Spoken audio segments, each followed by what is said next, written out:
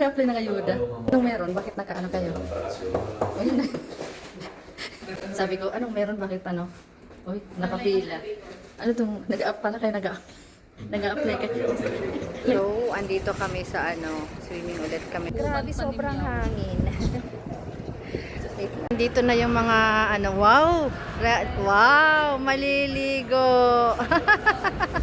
Nakaano na siya. Mapasogad. Maliligo ka man.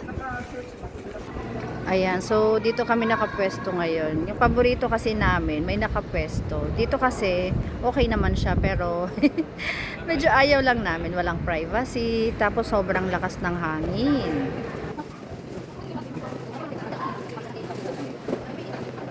Gutom na, Day. Buti meron kaming ayan, kasi kung nagkataon na maaga, sabi ko pwedeng to. Ayan. Ito yung anyelas na kung mas maaga kami, pang breakfast yan. Ayan. So, dalawang box yung, ay, bakla.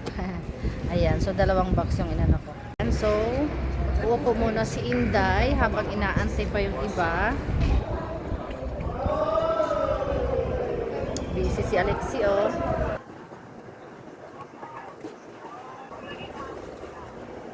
Bago kumain, so mag-pray muna tayo. Ayan, so meron kaming anyelas. Ano nga ba to? Spanish bread. Ayan, binawasan na kanina kasi nagutom sila. So ito, basta manok yan. Afritada pala. Tapos nilaga. So meron kaming gulay. At ayan, so sarap.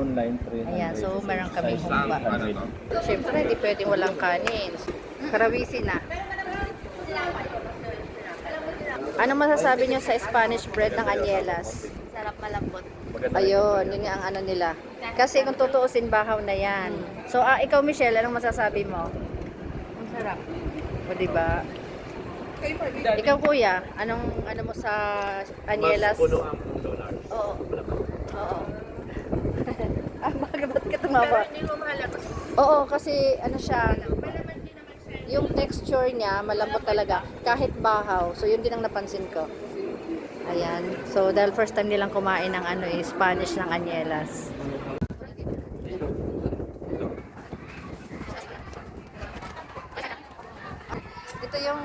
Ito yung space namin kasi ayan ang lapit ng kaya sobrang ang hangin. Konting hangin lang, maglilipara na yung mga namin, paper plate. Ililipad yung mga paper plate.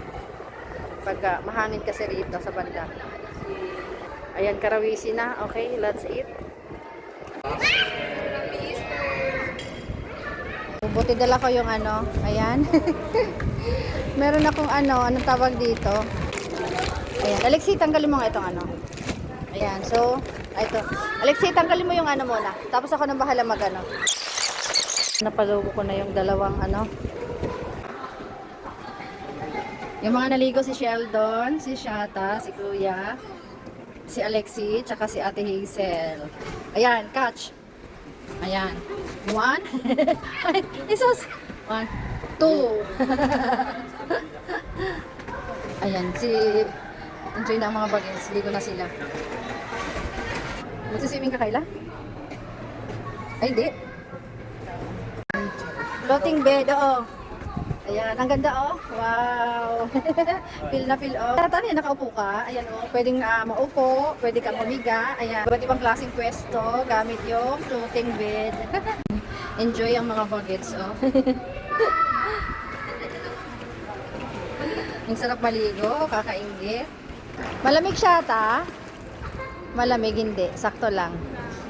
Alexi, nilalamig ka, hindi naman. Ayan, mga nagsiligo, waripanyelo, matagong.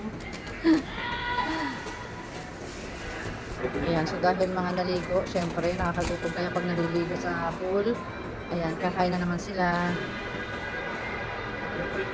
Ako yung kakainin ko lang. Magtinapay na lang ako ngayon. Ako yung magtitinapay na lang. Ito na lang ang aking kakainin. So, sarap nito lalo na pag mainit. Nandito kami sa nag-swimming kami. May dala akong anyelas Spanish bread. So, pinagdikuan ko sa kanila.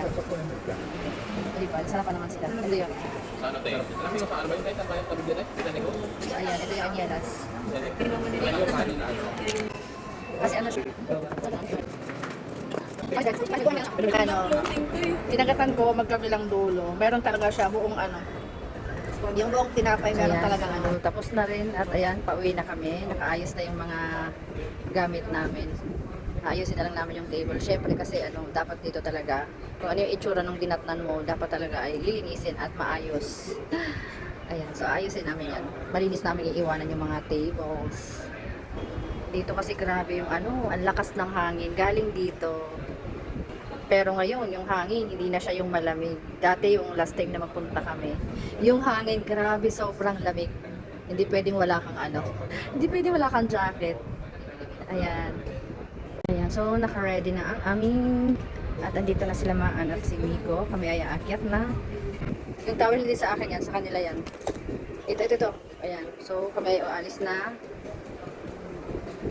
Ayan, so hindi, sakto lang yan, hindi sa ano. Ayan, o diba, so inayos na namin yung table. Ayan. So, clean as you go. Kami ay, ayan, para kami magpaparade. Here na! Kung gusto